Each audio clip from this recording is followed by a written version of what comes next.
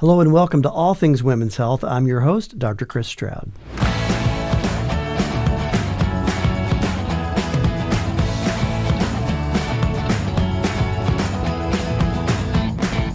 I'm a board-certified obstetrician, gynecologist, a husband, a father, a grandfather, a small business owner. I'm a Catholic. I'm a lot of things. But right now on this show, I'm your host as we discuss really all things women's health. It doesn't matter if it's from pregnancy loss to childbirth, menopause to recurrent miscarriage, personal trainers to homeschooling. If it involves women and their health, it's on our agenda. Well, joining me today are two great friends of mine, Amber Todd, pastoral counselor, and her husband, Nate. And they're going to talk to us about a topic that doesn't get talked about nearly enough, and that is the postpartum period. Unfortunately, that can be a time that, unlike what it should be peaceful, it should be beautiful, but sadly, too often, it's not. We live in a broken world, there's no question, and our brokenness can really become apparent in this postpartum period. Well, they've done something miraculous. They've put together a course called Peaceful Postpartum. We're going to talk about that. We're going to talk about postpartum mood challenges. We're going to talk specifically about men and our role in the postpartum period. So I know that you're going to walk away from this knowing a great deal more, and I hope we share some tools with you that'll help you not only just survive, but thrive during the postpartum period. So get comfortable as we get to know a lot more about how to achieve a peaceful postpartum experience. We'll be right back with All Things Women's Health. Well, welcome back to All Things Women's Health, and welcome to this discussion about an important topic, the postpartum period. Nate and Amber, welcome to All Things Women's Health. Thank you. Well, perhaps we should start by talking maybe a little bit about you. Amber, listeners probably recognize you from other episodes. It's the first time that Nate's joined us. So maybe let's start with a bit of an introduction to the Todd family. Sure. So Nate and I have 4 children, so we've been through this 4 times in postpartum, and my background as a Christian counselor has kind of given me a unique perspective in regards to going through the postpartum period from an emotional health standpoint. I think we've grown a lot from having our first child through that journey, and just by walking with so many couples through the postpartum period, I've also observed a lot of patterns of what works and what doesn't, and Nate's been an incredible partner through all of those seasons, and really it's us learning together each time, getting better and better about how to support one another, and that's been huge in our experience. Yeah, it's fair to say, I think, it's not easy. That sounds so elementary, but yet maybe no one ever says that out loud in a complete sentence, that the postpartum period can be really tough. Tough for husbands, tough for marriages, tough for the whole family structure. I think about my own experience with our first child. I was a practicing obstetrician. I was married to a nurse midwife, and I remember getting home from work on about day 4 or 5 after the birth of our first child. There's probably something there that I was back at work at 4 days. Maybe not the greatest, but we can talk more about that. And I walked into the house, and my wife was sitting on the couch, and in front of her, distributed on the floor, were used Kleenex in a giant sphere that she had just been sitting there dropping them on the floor all day. And I remember thinking, I'm a professional. I should know more about this, but something seems wrong. And it was. But I didn't have people like you guys to help me understand what to do. Yeah. It's an important topic, isn't it? Yeah, absolutely. I think especially from a husband's perspective, I think we are prepared so much as women because we're typically the ones that are at every appointment. We're having all the conversations, and many husbands obviously are engaged and involved as much as they can, but the postpartum period is really the time where they, in essence, are stepping up to the plate and sort of thrown into life with a newborn, and a lot of men may or may not have tools to be able to handle that. Yeah, absolutely. Just an understanding, a sense of, is something wrong? Is everything okay? One or the other, and how to know that difference can be really challenging. Yeah. Maybe let's give listeners a sense from a counseling perspective. What are we talking about in the universe here? How many people are going to be affected, and how might they be affected in the postpartum period? So when we talk about perinatal mental health, the statistics are 1 in 7 women struggle within the first 3 months. But if you follow them after that, it's actually 1 in 5 in the first year of life for a baby. And then the surprising thing that a lot of people don't talk about is it's actually 1 in 10 men. Yeah. Which, do you want to speak to maybe why you think that isn't discussed, or maybe a lot of men aren't aware that that's even a factor? Right. Yeah. Well, I think practically, for most men, we've talked about this a lot, but just acknowledging that I'm having a hard time is not something that's simple or easy for us to do as men. Mm-hmm. We want to fix it. We want to figure it out, and we're going to find a way to figure it out. I mean, a similar story to when we were pregnant with our first at our, I think it was the class you had to go to. And I remember the nurse, she said we had to refer to her as Boob Donna because she was a lactation consultant as well. So that stuck. And so I remember asking Donna when we got into about the challenges of latching. I had heard war stories from my friends' wives about how painful it was. Then I heard from the husbands how hard it was as they're witnessing their wife go through all this pain and trying to feed the baby, can't feed the baby. And so I was determined, I'm going to get the information. I'm going to figure this out so Amber doesn't have to go through this process, but really so I don't have to go through this process. Yeah. And I think a lot of times, speaking for myself, and I'm sure many other men, you're afraid to acknowledge your insecurities. You're afraid to ask for help. And then also, I think societally, we have leaned on our women for a long time to lead in ways that maybe we don't talk about as much, but now we're finally talking about. And so this circle around giving birth, it's easy for us to say, they've got it. And so when we start seeing that they don't got it, when we're used to them having it, it starts, the function of our brain and our body starts shutting down. And I think that compounds that we don't talk about it, that then that cycle that they get into, like, we're never going to get out of this struggle, this pattern. And so I think the biggest indicator of change is that men are become safe in acknowledging how they feel. And that alone will open up doorways for them to really know not only how to support themselves, but their spouse. Yeah, I like to say we're sort of geared, we're made to kill the bear. Whatever the bear is, we're supposed to kill it. Right. And this problem, coming home and realizing that something is wrong with your wife who's just given birth, and it's supposed to be perfect, but something is clearly not perfect, that's a big bear. And we don't know what to do about it. And then I think too often, then we start to feel helpless. And as a rule, not to be too general, but as a rule, we men don't like feeling helpless very well. Right. And we don't always cope well with that feeling, do we? And then I like the way that you say we've leaned so much. We joke and say that, I could have my legs cut off and my kids wouldn't notice, but, mom gets the sniffles and the entire enterprise shuts down. But that's true of couples that have children, but it's also true just in the marriage often. And then suddenly with the postpartum issues, that gets threatened. Right. Yeah. Listening to you describe that, I'm reminded of those feelings, and they were intense. I think especially even knowing Marianne and myself, when you have a woman who is strong and capable and normally everything's fine and she can handle it, and then you see a soft side and a vulnerability that maybe you've never seen before, because it's maybe one of the first times where you realize in her own strength, she can't meet the demand, which is the newborn season. Yeah. So statistically, as you pointed out, it's very common for there to be some postpartum mood issues for both spouses. Would you say that's true independent? I mean, is it likely that maybe the husband will struggle and the wife doesn't?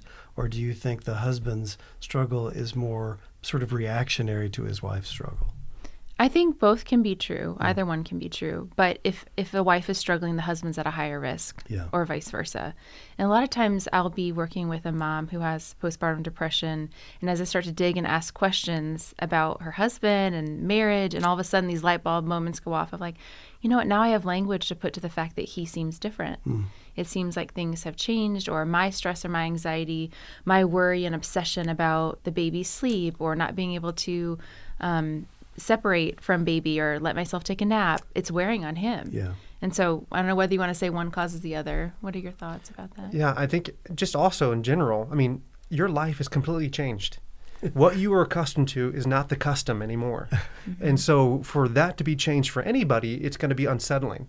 But then you have your baseline support system for most households, not all households. Usually women are cooking, and there's a lot more roles that they're filling that men generally don't do or are unwilling to do. I'll say I was unwilling to do for a long time, and I learned to get over myself and realize that this is important, not just for my wife, but also for me to finally take ownership of my life. And so I think this aspect of, I speak about this in the course, but when you give birth and you have your first child, this is generally speaking the first time of a man becoming a man. We don't have, like in the Jewish faith, you have a bar mitzvah that we're acknowledging this time he is a man now, right? Yeah. But customly in our culture now, we've gotten away from these moments of really pushing through and recognizing, okay, I'm taking on ownership of myself as a man and looking for ways I can serve, looking for ways that I can lead and love. And so when we come into this place where we are already feeling a lack and then we don't have the tools to know how to help our wife, it is very unsettling. Wow. Let's give listeners a couple of examples of some issues in the postpartum period, when they might start and what some of those issues might be as examples. I would say, most commonly when you hear the word, she had postpartum, Yeah. you're typically referring to postpartum depression, but there's a wide scale and range of what that can be. Most common is postpartum blues, in the very beginning. Up to 80% of women struggle with that. It shouldn't last any more than 7 to 10 days. If it goes beyond that point, then really it's turning into postpartum depression. And as an example, postpartum blues, I like to say, is crying at dog food commercials. The slightest little thing makes you tearful. Silly things sometimes. But tell me if you think I'm wrong, but it often is obvious that it's not serious. Right. My question that I often ask women if I'm trying to discern are they in that window is that if you do something to regulate, so if you go take a shower or eat a hot meal or take a nap, are you able to feel better and recover? Yeah. And usually those things will kind of get you back up to feeling a little bit more like yourself. Yeah. With postpartum depression, it turns into more of the feeling of almost this heavy blanket and overwhelm that just no matter what you try doesn't seem to lift. So very common to have some of the almost comical blues, and that's not what we're talking about as a problem. Right. But that versus something more serious. What are the more serious things? So in addition to postpartum depression, postpartum anxiety is very common and also co-occurring. And I think especially for first-time moms, when you have this picture in your head of like what you think it will be like and how you think it should go and the type of swaddle you're going to use and the bottle your baby's going to love, and you have it all figured out, and then maybe baby isn't sleeping well or baby's not latching or something isn't going well. It's that feeling of being out of control. Yeah. And so anxiety, worry, it's that sense of restlessness. I think women who have anxiety often, they can't nap when baby's napping. They don't know how to almost calm down and regulate their nervous system, which then an extreme end of that can turn into postpartum OCD, which becomes this obsession with setting the clock and the timer, and you have to go through these 5 steps in a certain order. And, even sometimes when husbands step in to help, it can become like micromanaging. Maybe some women tend to have that type of personality, but it can be exacerbated in postpartum. So he starts changing diaper, but then maybe she's criticizing him and saying, not that way, or you use too many wipes, or not those pajamas. And it's exhausting. Just saying that. It's exhausting when you have help and you have someone who's willing to step in, your partner. You can't allow it to be done. Right. So these women, it's not that people aren't helping them, but they're not letting them help them. Yeah. And I think that leads to the general exhaustion. And then the other piece that I want to mention, because it's been common even this year alone, I think from cases we've seen in our community, I know of at least 6 personally, women who struggle with postpartum psychosis. Yeah. Which is 1 in 10,000. It is less common, but observationally, it seems to be becoming more common. And these are the cases that you hear about in the news. This is the woman becoming completely detached from reality. That is a psychotic break where reality no longer works. But if family members or husbands are listening and they're thinking, well, how would I know? You've given some good examples. So maybe some obsessive things, depression, tearfulness, extreme anxiety. Can you think of other important things that caregivers should watch out for? Yeah, I think just overall, you knew her well before baby came. And so what personality changes or temperament changes, I think many times women go undiagnosed or they don't receive support because it's chalked up as like, oh, it's just postpartum. Postpartum is just hard. It's sleepless. It's miserable. You'll just get through it, which is one of the things that we're really passionate about putting an end to, because I believe that God created the postpartum period to be peaceful and enjoyable. And this is a sacred season that you won't ever get back with your newborn baby. And it doesn't have to be miserable. Yeah. And even if you are 1 in 5 who struggle, if you are educated and prepared and have a plan, then you know exactly what to do when those signs come up, and you know who to reach out for. And having a support system, including professionals, OBs, doulas, all of the people in place, allows you to get the support that you need. Yeah, I mean, if you just think about it from a planning perspective, if you know something is that likely to happen, it only makes sense to have a plan. Yeah. And it really makes sense for we husband types to have a plan, because it's very likely to become necessary. Yeah. But I think I'm listening to you. You're saying we might even be able to do some preemptive things so that you don't need your plan, that we can completely ward off and maybe diminish that probability. So some of those things in the postpartum period, would you say that set of symptoms is the same for husbands, or do you think it's something unique with men? Yeah. Do you want to speak to that? I think you probably do a better job speaking From a to counseling it. perspective, yeah. So I would say in general, I mean, what's most common when we say 1 in 10 men would be postpartum depression. Yeah. Now, we can think of the typical depressive symptoms. We all know what those are. I would say what's unique to men that I think a lot of people don't talk about is rage, irritability. I think those are the 2 common things, or really withdrawing and being quiet. All sort of detached. masculine twists, Right. you might say, on common things. Yeah, and so I see that show up as marital conflict. Okay, when I really start to break down, it's interesting. All of a sudden, we're having these big explosive arguments during postpartum, and we're not able to regulate and work through the conflict. Well, one, acknowledging you're sleep deprived. You know, you've got these big life stressors. You're coming into new identity. It's a demanding season. In light of all of that, is there something going on in him that could be contributing to the big reactions? And I think in addition to that, even as a man, that pressure of, okay, we now have another child. I'm providing, I need to provide more. I see a lot of men carry that weight, on their shoulders in terms of family and responsibilities. And that's a big conflict that we're setting up, because I'm sure at some point we're going to suggest as ideas to husbands, maybe you should take some time off from work. And at the same time, most new dads are thinking, wow, the expenses just went up and I'm just getting started. I better sign up for overtime, or I better, not take some time off now. What a terrible conflict that is. Yeah.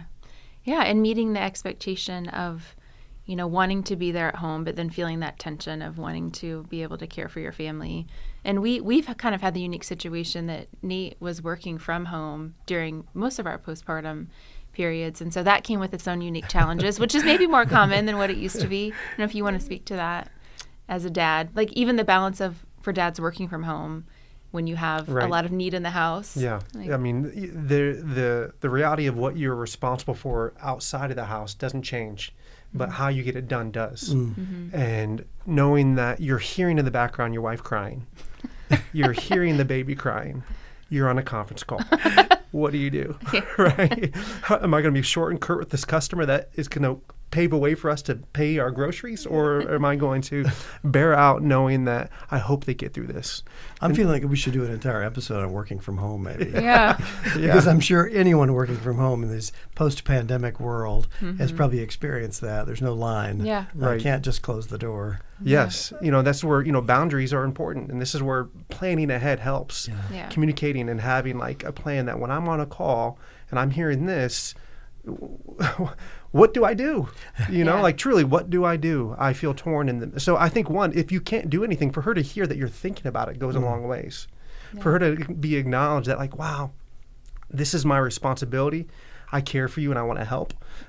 Will create more safety for her to be able to express those feelings, because she needs to express them. Yeah. But we need to find a way that it's actually serving our family, not creating more frustration and conflict. Gosh, for a second there, it sounded like you think men need to communicate in a preemptive way We're going to have to think about that a while. We'll get back to that. Yeah. Right. It's learning, right? Growing. And I think that as a whole is a lifelong journey. And hopefully as partners, we realize that a good marriage is built off of really clear, good listening. Not just communicating, but being a good listener. And I think that is something that thankfully, and I think the model that has been given to most men has been the opposite, to where you don't see conflict resolved in a healthy way. You are observing distance. So like you're going to do what you learned. And so now we are finding ways to be able to know how to support men's hearts and their minds. And this is just my own personal opinion, but I believe that especially when you bring a child and say it's a little boy, there's something in all of us that we at times can feel like a little boy. My mom can make me feel like that just in a second. My wife can do that too, right? And it's usually not the best way of feeling like a little boy. Yeah. But there are ways that you can make it feel really great like a little boy. But all that being said, now you're seeing this little boy and you're seeing your little boy, and there's this extreme vulnerability that's now present that you never knew that was there. It was always there inside of you. But now it's magnified because you see this little guy who needs help. Yeah. And so it is a great way to learn going through the fire because you will have to change, but it's not the way that we most want to choose. Yeah. You know, you remind me, and I distinctly remember feeling, it's hard to articulate, but for lack of a better phrase, sort of competition with this thing that came home. So, before there's a child, it's the two of you, and whatever the nature and sort of the character of your relationship, it is what it is.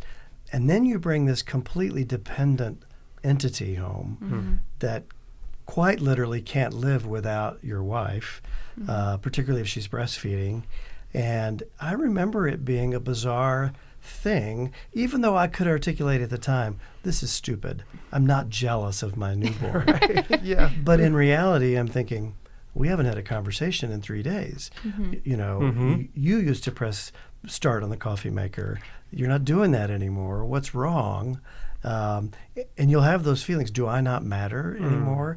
And then you realize it's silly to have those feelings, but you have them nonetheless.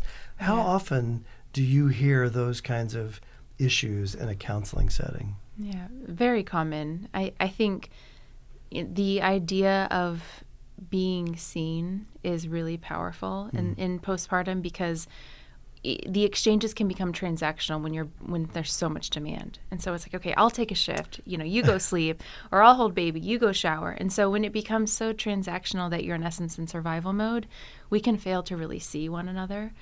And so one thing that we've been really intentional about just in our journey with marriage is, taking these holy pause moments to just really connect eye to eye, heart to heart, even if it's for 2 minutes, but just checking in first thing when we wake up, right before one of us goes to work, right when one of us gets home, and then right before we go to bed. It's really looking at one another, human to human, and saying, I see you. How was your day? What's going on? Even now with our 4 kids running around us and pulling on us, they know when we're having one of those moments that it's sacred and that we are locked in with one another. And I think learning to do that in postpartum was essential because while you're taking baby from me, I'm looking at you with gratitude and saying, I really appreciate you stepping in this moment and seeing my need to go rest. And so I think that goes a long way. And being able to strengthen your marriage in those ways before the baby comes and being proactive is really important because if you have any of those weaknesses in your relationship, in essence, if it's been a busy season, you're not connecting very much, maybe you haven't had intentional date night, all those things, baby comes, and then the weak points in your marriage are exposed. Oh, sure. Because there's so much demand. And I would imagine that's only made more prevalent or prominent if maybe there have been some problems during the pregnancy, maybe some scares, maybe some complications, maybe the mom had to be out of work and stay home. So now you're already stressed before the baby even arrives. Yeah. So maybe that's a good segue into, we've discussed some of the problems that can happen, what some of those problems can look like, maybe why they're there. Let's start talking about a way to do better. How can you beat the odds? And how can you prevent some of these problems, hopefully? Yeah. I remember sitting down with you a few years ago. It was in the middle of, I think, our pregnancy with Jonathan, our 4th baby. And you had just had a meeting that morning about the current, postpartum epidemic across the nation Sure. and how so many women were falling in the cracks, within the 6 weeks. And so we have this magical 6-week number, and that's the one point where we're supposed to check in and make sure everything's okay. Right. Which is great. I'm not taking away from that. But just that principle alone, that we just wait and see if she's going to struggle.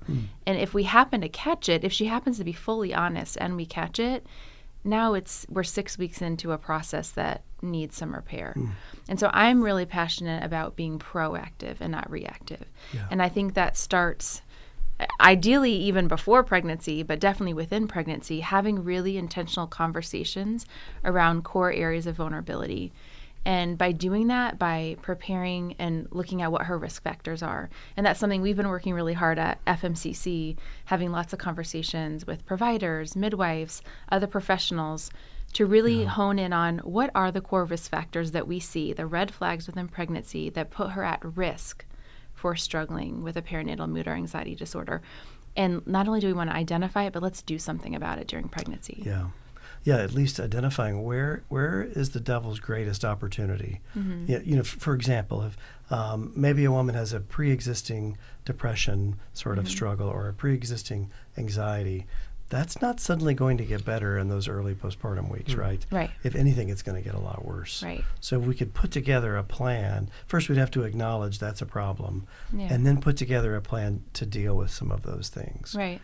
And I just want to speak to women, too, who are listening, who aren't at our office, that you can be your own advocate. I think that a lot of women maybe just wait for someone to ask, do you have a history of depression or anxiety? You probably filled it out, in your OB intake form, but let's be honest, your doc may not be thinking about that in that moment. It may not come up until later on. So if you have any pre-occurring, mood disorder, if you have any history with sexual trauma, abuse, any type of family stress, marital stress, financial stress, we need to identify that early on. Even infertility, that's something a lot of people don't talk about. If you've been through a lot on this journey to get pregnant, first of all, as soon as you're pregnant, you're probably anxious because there's that fear, especially if you've experienced loss.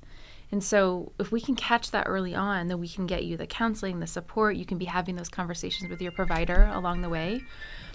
And then you can be proactive and put those things in place to be able to have the support you need. Yeah. I mean, the list really is almost unlimited if you think about the possibilities. I'm just reminded listening to you about family dynamics and all of the decisions that I think a lot of times I've seen young couples not even consider, and all of a sudden they're loaded down. Everything from, are we going to use pacifiers or not? Are we going to circumcise our son?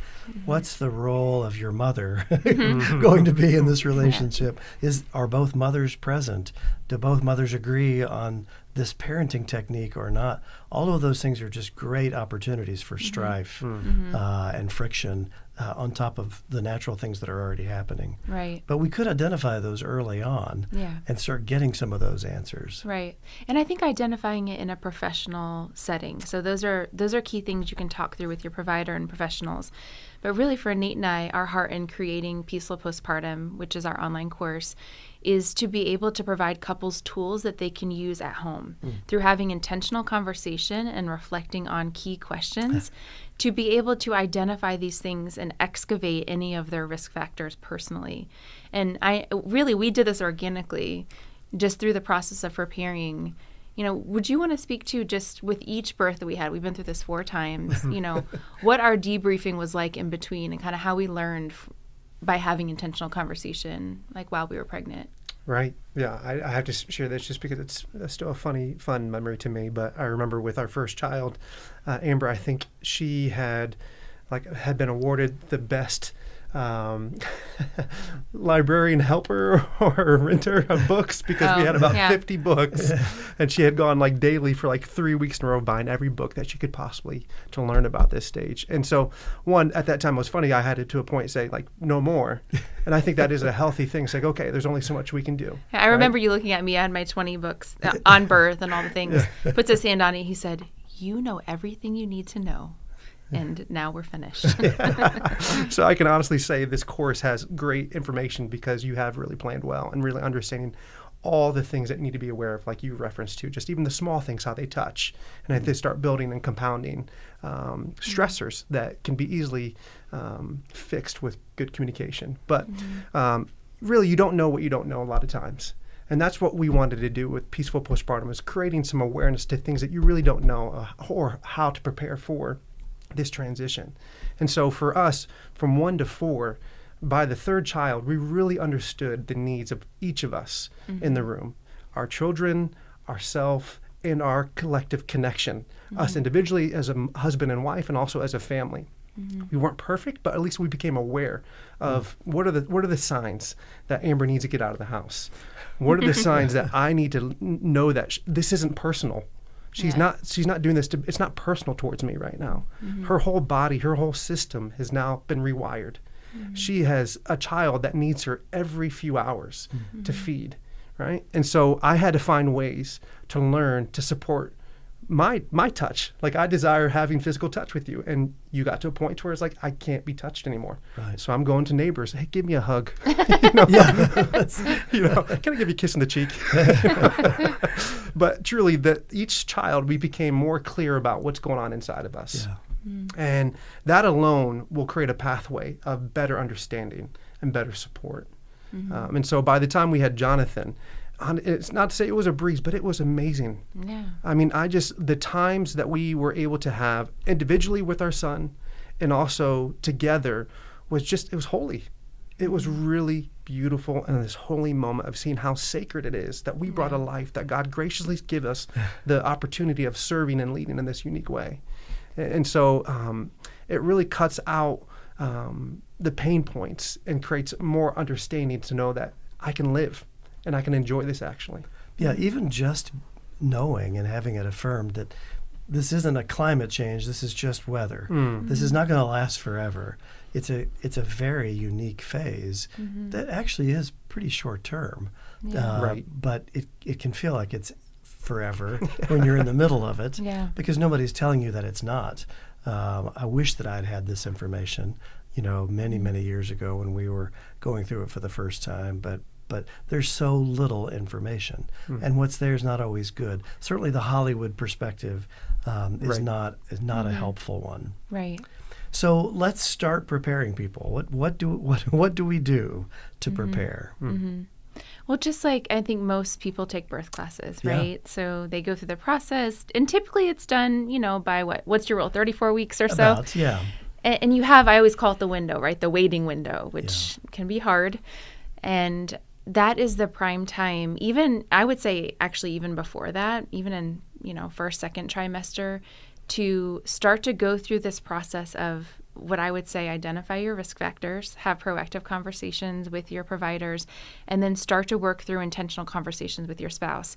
Because by being able to do that early on, you actually have time to work through the healing and the preparation. Yeah. And I'll give you a small example. Let's say maybe your in-laws are challenging and you're a little anxious about, your mother-in-law is being pushy. She wants to be at the birth, and you think she's going to be the one that shows up at your door nonstop when in the first few days when you're trying to breastfeed, and that you really don't desire that and you're feeling really anxious. Okay, well, we can talk about that in counseling. We can name that. But we've got to have a little bit of time to help you build that clarity, to help you get confidence, for the two of you to be united. And then you need to have some conversations with your in-laws. You need to set the boundaries. You need to follow through. And so if we give time during pregnancy to work through some of those things, then by the time you go into labor, you're not anxious about what she's going to do because you've already had the conversation with her. Yeah. And so I think practically, Nate and I have taken all of our experience from being parents of 4 and then from counseling so many couples through pregnancy and postpartum. We've boiled it down into 5 modules. So Peaceful Postpartum, Emotional Wellness for Postpartum Parents is our online course, and it guides couples through, which is unique because I don't know of any other course that addresses husband and wife. Right. The husband's very much a part of the conversation because he is your biggest support, and he needs to feel empowered and supported too. And so we sort of have a roadmap depending on where you start. If you start in between pregnancies, typically that might be because you had a difficult previous postpartum and you want it to be different. I have women who come to me because they're terrified to get pregnant because they're so anxious about how difficult their previous postpartum was. I've certainly heard that in my practice, not uncommonly. Right. So if that's the case, you can start even, in between pregnancies. So we kind of have a roadmap where we walk you through that. We talk about a holistic perspective of postpartum, how to really address your mental, physical, and spiritual health in the midst of postpartum, because it really does affect every part of your being. And then we identify, there's 4 key areas through all my years of experience that I've seen are the biggest vulnerabilities and the biggest sources of potential strength within postpartum. And so we identify those 4 pillars. There's a whole module where Nate speaks directly to dads, and that I think is huge itself, just to hear man to man, this is how it really is, this is what we went through. And then I have a troubleshooting module in there. So I took the top 5 core areas of struggle that I see with clients, and it's me like eye to eye, heart to heart as a counselor, sort of giving you a pep talk. Like if this is what's going on, this is what you need to do. And then one thing that God put on my heart when we had Jonathan, I had been home from the birth center, I think 6 hours. So it really was a miracle that I even thought of this. But I was sitting in the nursery, it was just Nate and I. Our kids were at my in-laws' house for a couple of days for us to settle with Jonathan. And I just felt in my spirit that I didn't ever want another mom to feel alone. And so many women feel alone in postpartum because typically there's not another friend going through exactly what you're going through in that moment. Yeah. And so I got out my phone and I started documenting my postpartum experience. As a counselor, as a mom of 4, I documented my emotional struggles and my emotional ups and downs. So there's a 4-week video diary in there where it's me, eye to eye, heart to heart. You'll see our baby Jonathan just sharing about days when I felt anxious or weird things that are happening when your organs are going back in place and, all the adjustments. I think just for women to know that they're not alone. Because often, as you point out, they really are alone. And if their husband's gone back to work, maybe didn't take any time off from work, people, I think, tend to flood you right away, and then they disappear. Yeah. Maybe when you need them most, and sort of forget, and it could be really lonely. If a mom has worked full time before she's had the baby, and suddenly now she's at home for 6 or 8 or 12 weeks, that may sound great, but it may be very isolating at a time when she doesn't need to be isolated. Right. There's just so many opportunities for it not to go well, aren't there? Yeah, a lot of risks and vulnerabilities, and maybe things, especially again, if you perceive her to be someone who is normally strong, or I actually see even a lot of medical professionals who you assume, they know what they're doing, they're in the field, they know what to do. Yeah. They seem to be the most vulnerable because they are maybe embarrassed or have shame to admit, like, I'm not sure what to do with my own baby. I can help a lot of other people, but it's hard for me to recognize my own need. And I also do want to point out, because I don't think it's talked about a lot, between 6 to 9 months, I see another dip in struggles with perinatal mood disorders, because there's a big hormone shift that happens at that time again. And so even women who've been struggling that long, or maybe they've been fine and then they start to, life settles into normal and they realize maybe it's harder than they thought it would be. And so I think just the key point of reaching out proactively and knowing when and who to communicate with along that path. I'm reminded listening to you that I think it would be easy for couples to say, look, we thought about those risk factors. We don't have any of those. Nobody's ever been depressed in our family. I think we'll be just fine. And I'm reminded maybe just fine isn't good enough. Okay, you may survive, but wouldn't it be nice to do a little better than just surviving? With some great tools like that. I think especially, this isn't talked about a lot, but women who are perfectionists, I think struggle in postpartum because, again, you have this rose-colored view of what you think it will be like. And, maybe your birth didn't go perfectly, and maybe you're grieving that, but you don't even have the capacity to process it. And then I remember when we were, when we got home with Emma, and I just had in my head, you swaddle the baby, that's what you do. And she did not like the swaddle. I learned after the fact. I think maybe I didn't realize all the different swaddling techniques. But you can speak to me, because I think I can kind of have those tendencies. Like, that can be hard if you think it's going to go a certain way, and then it doesn't. Right. Well, expectation as a whole, right? We have expectation of how it's going to look, and when it doesn't look that way, of course, disappointment would come in.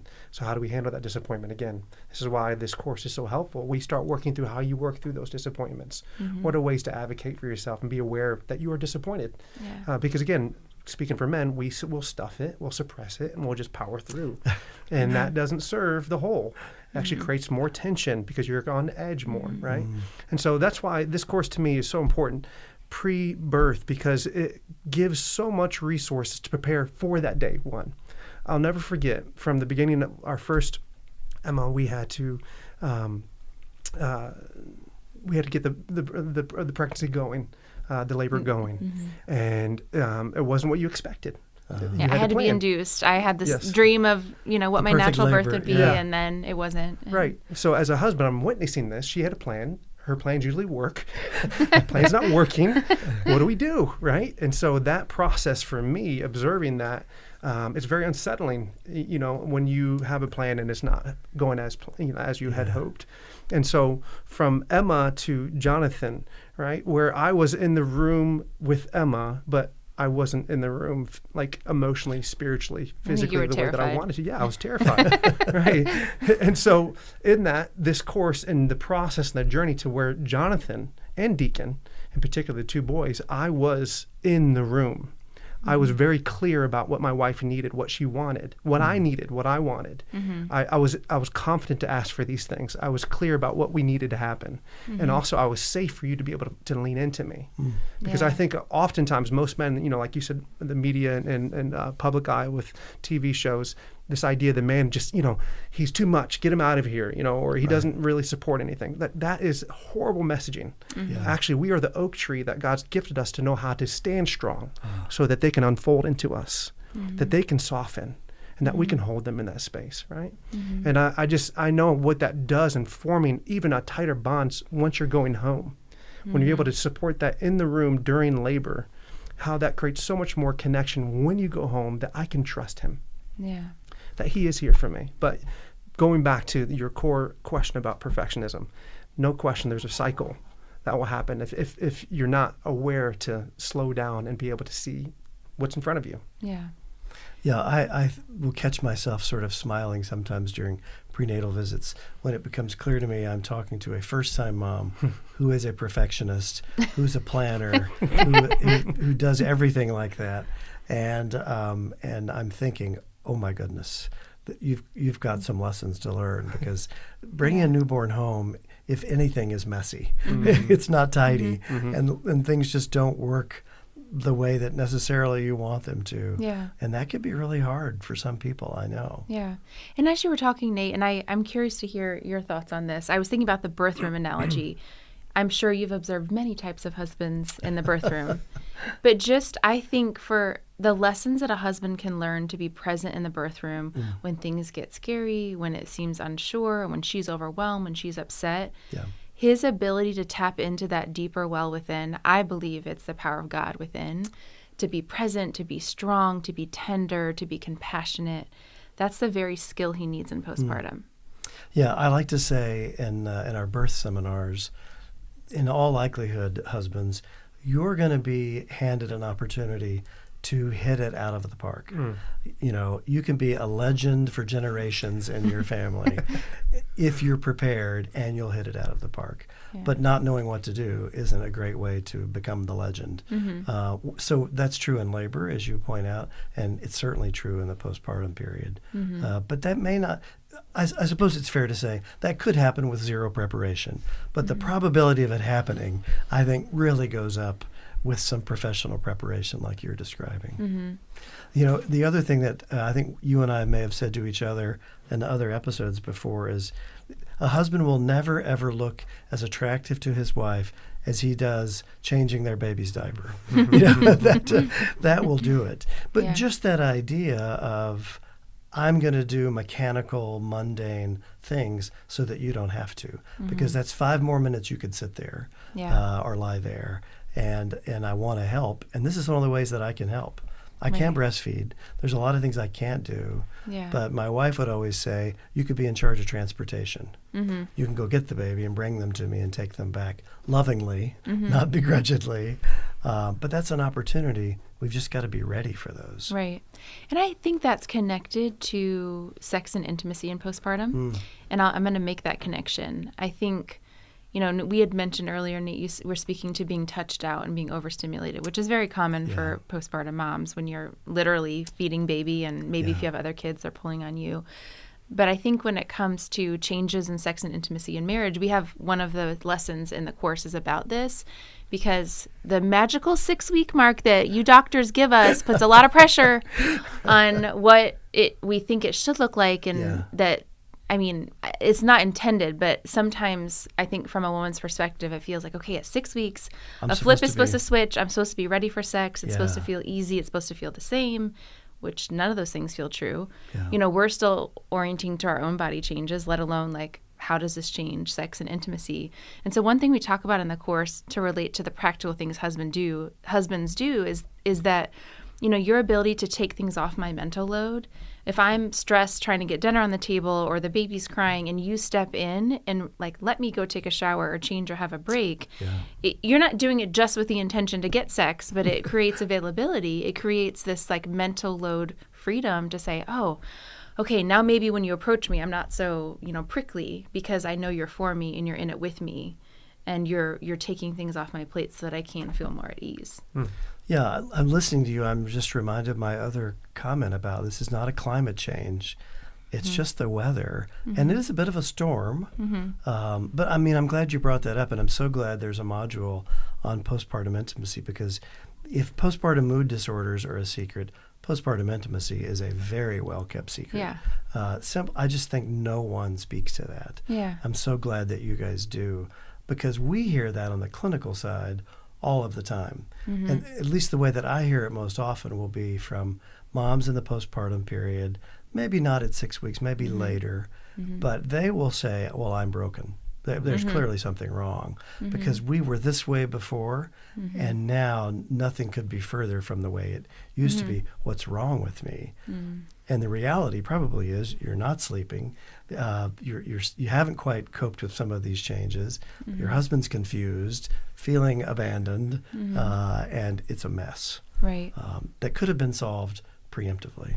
And I think because of shame, and even sometimes, honestly, that embarrassment of like, can I even ask my doctor about this, let alone if I can't ask my OB, who am I going to ask? Right. And so there's, shame or pressure, or maybe even sometimes as women, they're quiet and they're having pain, and obviously men can tell when that's the case. Maybe they don't know about things like pelvic floor therapy. Right. That it shouldn't be painful. Like there should be things that you can do to find support. And so I also just encourage women to communicate about that to their spouse, to their doctor, because you don't have to suffer silently. And that's something I think a lot of women don't talk about. Yeah, I wish there was a better way to sort of explain in a preemptive way, there is with your course, to husbands, this is what's very likely to happen, and this is what it actually means. That little voice in your head that says, she's never again going to find you attractive, that's not the voice of truth. Yeah. But that voice can be so loud. Right. I think the majority of husbands probably experience those feelings. And that's before we think about all of the possible nuances. Maybe you have several children. Well, that creates another whole dynamic. Maybe you didn't get time off. You had to go right back to work. There's so many opportunities for it to go wrong there. What kind of advice would you offer men in trying to think through some of these things? Of course, they need to get your course. Shy of that, while they're waiting to get it, what some advice can you offer? Yeah, I think community is huge. Having a community around you that is very aware of where your need is, where the gaps are. Obviously there's church community, there's small groups, there's resources like counseling. It's really important to have people that really truly know you and that you can be able to open up to them. And so that modeling will only create a greater ability for your children to be able to grow in a much more healthier home than maybe what you were given. And don't you think it's fair to say that women are much more likely to have a pre-existing community like that than men are? Right. Or at least the type of community where they could ask these kinds of important questions. Whereas men, we don't always have those relationships at hand where we could go to a mentor or a friend and say, how did you get through this? And we might get bad advice if we do that as well. Right. Yeah. Yeah, I mean, I also know that just really leaning in the areas that are working in your marriage, the areas that are helpful, being upfront and communicating, hey, these are some blind spots that I know that are probably going to come up, and creating some awareness to like where you need help as a man to your spouse, not depending on her to fix that, but just so that she's aware and that you're aware, so that when those moments happen, that when she mentions it to you, it doesn't feel insulting or feel like it's putting you in a corner. It's actually just a friendly, hey, I care for you. And I think it's important for you to go watch that football game with a friend, go have a beer, go whatever it may be in order to support some, I'm okay. All right, and things are going to be all right.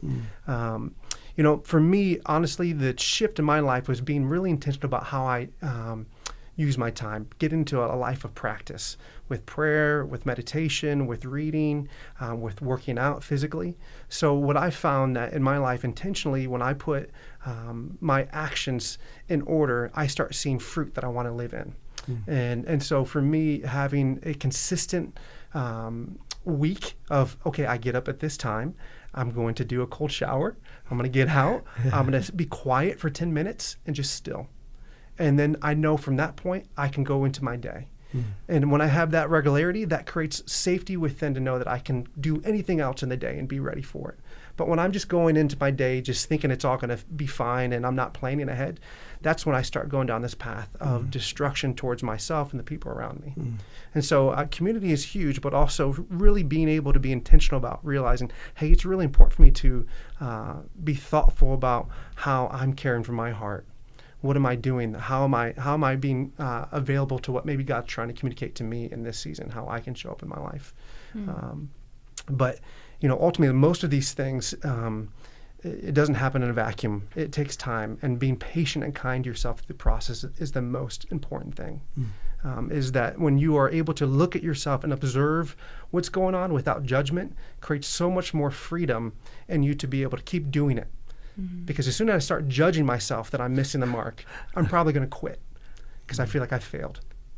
And so I think the tenderness of learning how to become, you don't have to find it, it's already inside of you. We as men, we have tenderness inside of us, right? That little boy I talked about, right? Like we have the ability to soften. And I think when we learn how to use that in a way that actually creates connection, we'll only build more freedom to be able to show up as you are instead of being a performer. Yeah, I think it comes to most of us naturally to think of ourselves maybe as protector. That's sort of built into our DNA. So if there's a thud in the night and you think there's an intruder, most of us would readily jump up out of a good, comfortable sleep and go prepare to take that intruder on. But in reality, hopefully, the real threats are not that dangerous, but they're equally important, aren't they? So getting up in the middle of the night to go get the baby, or giving your wife those breaks that you talked about, that could be protecting against the threat. We just have to learn to think that way and to channel that same energy, recognizing that the fruits of that are going to come back tenfold, but we have to be patient. Not something we're always the best at. Yeah. I think hearing you say that, it's sort of a light bulb for me. One of the number one things I do with couples in marriage counseling is getting them out of this mindset of me versus you. And it's us united versus our unhealthy pattern, or it's us united versus our pain point. And so I think in postpartum, when I see couples start to struggle in their marriage in postpartum, I just think, it's not me versus you. It's the fatigue, it's the overwhelm, it's the stress, it's the demand, it's being overstimulated. And if you can be united in that and go from being each other's critic or judge to being each other's advocate, if your spouse is being short with you, become curious, have compassion. Okay, remind myself, Nate was up multiple times last night. Maybe he's hungry. Here's some eggs, and that's me advocating for him rather than, well, what's your problem? Or, why are you responding that way? I'm assuming the best, and I'm speaking up and advocating for him because he's my friend, he's my partner, we're in this together. It's us versus the fatigue. And if we can have that mindset, it gets us out of this battle zone. Right, competition. And because who wants to be emotionally exhausted in your relationship when postpartum is already so demanding? Yeah. It's interesting. Everything that you've said sounds like it would be perfectly applicable to the couple who's engaged, thinking about getting married, let alone before they start thinking about having a child. Yeah. But it's probably fair to say most couples don't have great skills developed to take on this new challenge. Right. Maybe your next course should be a sort of peaceful marriage, Yeah. leading to peaceful postpartum. Yes, yes. I wish we would have had that, because it was many years of, we were long distance our whole engagement.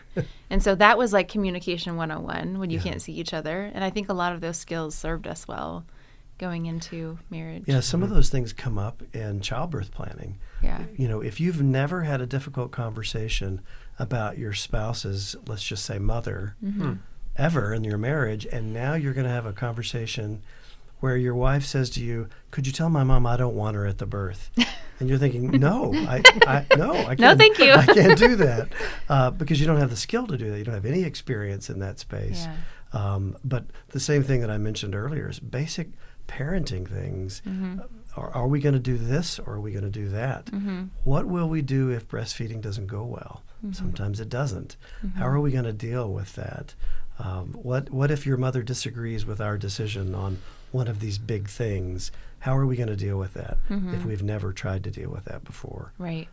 Those skills could really come in handy. Yeah, and it's hard if you wait to deal with it when you're completely vulnerable and sleep deprived, which is why being proactive is the best when you're, clear of mind and you can have conversations, you can tend to the relationship.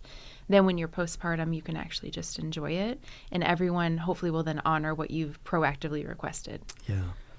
Well, as we bring this conversation to sort of a natural close, what are some of the top takeaways for listeners to achieve a peaceful, productive, holy postpartum? I just want listeners to know that you were created for this. That was one of the first things you told me when I first met you. And I was facing some fear around birth. You said, "Amber, you were made for this." And I say this to every woman, every man in postpartum, that you were created to enjoy this peaceful season with your baby, that it's such a gift. It's a gift from God. It's holy. It's sacred. And to honor that season as sacred means to put the intentional work and investment and time into preparation so that you can enjoy the gift that it is. So I would say that's one big takeaway. What would you add? Yeah, I mean, building on that, it is okay that you're both tired. I know that seems so simple, but like I remember just being okay. You're going to be tired, being aware that this is okay. But with the support of family and community and being aware of what your need is going to create so much more opportunity to just enjoy the season that you are in. Like you said, our intention with creating peaceful postpartum is that'll give you the tools to know who are those people that need to come into this world and help me in this most vulnerable state. It seems obvious, but worth pointing out, and this is possible. This Yeah. is not a theoretical thing. It doesn't have to be bad. It will be fatiguing, and there will be some sleep deprivation, spoiler alert, but it doesn't have to be horrible. It could be peaceful. Yeah. I picture the image of, Jesus walking out in the storm. I think just that power of knowing that you can have peace and calm in the midst of fatigue, in the midst of chaos, in the midst of demand. Even if you happen to be struggling with a mood disorder, you can still have peace. And I think the realization of where's your source of peace? For me, I believe that is God as our source of peace, and my ability to then lean into his power to communicate to the people that I love who want to support me and to advocate for myself. That's what really protects the peace. And to recognize that you're made for this. Yeah. Well, listeners, I hope you've enjoyed this discussion as much as I have. I hope you've learned as much as I have listening to Amber and Nate. I hope that you'll check out their course, because you really should. It's Peaceful Postpartum. There's a lot of ways. Maybe, Amber, you want to talk about how they could connect with you and connect with the course. Sure. So you can go to peacefulpostpartum.org, O-R-G, and all of the information is there. We actually have a free PDF postpartum planning guide that you can download. So if you put your email in there, we'll send you this PDF that will get you started. And if you would like full support from us, which is 5 hours of content, all these modules, and also, I didn't mention this, but it includes a 3-month membership to a postpartum platform for moms called Nellie, where I am an advisor and a teacher on that platform. You'll actually get to engage and connect with other Peaceful Postpartum students, other moms who are in this season. So go to peacefulpostpartum.org. If you have any questions, questions or you want to contact me directly, you can email me hello@ambertodd.org. Well, thank you both again for participating and for joining us on All Things Women's Health. Listeners, I hope you'll join us for more episodes. I hope you'll like and subscribe. Are there topics that you'd like to hear about? I'd love to hear from you. You can message me directly, 260-450-8878. I'll be back soon with another episode of All Things Women's Health, and always from an authentically Christian Catholic perspective. Until then, thanks for joining us. I'm your host, Dr. Chris Stroud.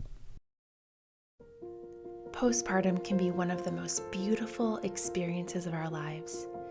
The sweet newborn scent, warm snuggles, and the joy of that smile melts the heart of any parent. Yet 1 in 5 moms and 1 in 10 dads struggle with a mood or anxiety disorder. The stress, lack of sleep, isolation, overwhelm, and demand on your relationship can take a toll, robbing you from the calm and blissful postpartum that you envision while pregnant. Maybe this is your first baby, so you're feeling nervous, or perhaps you had a difficult previous postpartum experience, so you're worried about repeating it all over. You want something different. You long for a peaceful postpartum. Hi, I'm Amber. I'm a Christian counselor, educator, and mom of 4. I've spent hundreds of hours collaborating with OBs, midwives, and counseling pregnant and postpartum couples. I believe in a holistic and proactive approach to perinatal mental health. In my years of experience, I've witnessed many couples shift from overwhelm and stress to peace and joy. So, what makes the difference? Education, preparation, and support. My husband Nate and I created the resource we wish we would have had before our due date.